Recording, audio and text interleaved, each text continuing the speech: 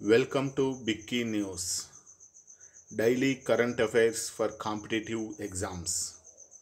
Today we discuss about current affairs 18th February 2025 in Telugu and also in English.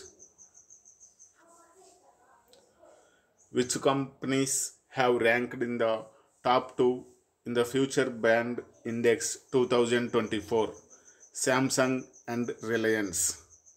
Only Reliance company placed rank in the Future Brand Index 2024 from India. Future Brand Index 2024లో మొదటి 2 స్థానాల్లో నిలిచిన సంస్థలు ఏవి? Samsung మరియు Reliance. భారతదేశం నుండి చోటు సంపాదించిన ఏకైక కంపెనీ రిలయన్స్ 2వ స్థానంలో నిలవడం విశేషం. How many crores have been allocated for the National Cotton Technology Mission in the Union Budget 2025? 500 crores. జాతీయ కాటన్ టెక్నాలజీ మిషన్ కార్యక్రమానికి కేంద్ర బడ్జెట్ 2025లో ఎన్ని కోట్ల నిధులను కేంద్రం కేటాయించింది? 500 కోట్లు. Prime Minister Modi announced that India is ranked at what position in the world's textile exports? 6th position. ప్రపంచ టెక్స్టైల్ ఎగుమతులలో భారత్ ఎన్నో స్థానంలో ఉన్నట్లు తాజాగా నరేంద్ర మోడీ ప్రకటించారు. 6వ rank.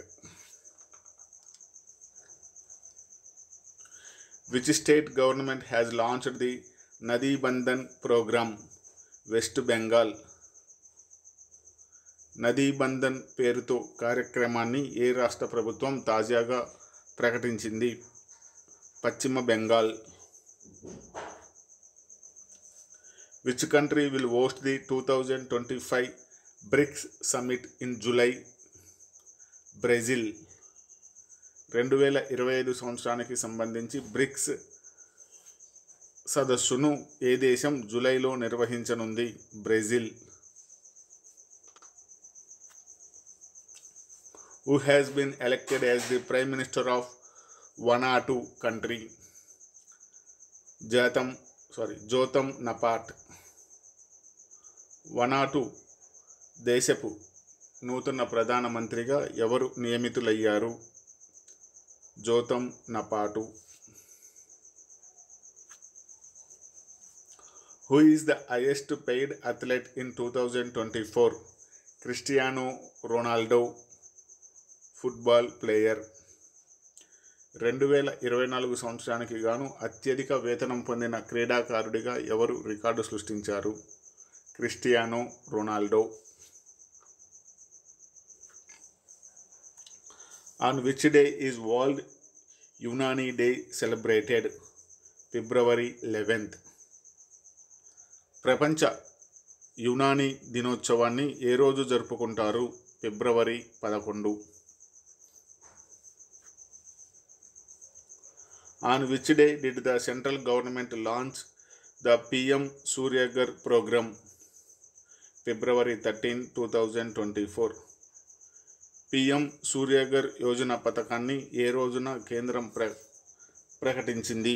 February 13, 2024. Who has been elected as the new president of Greece? Konstantinos Tosalis. Greece దేశపు నూతన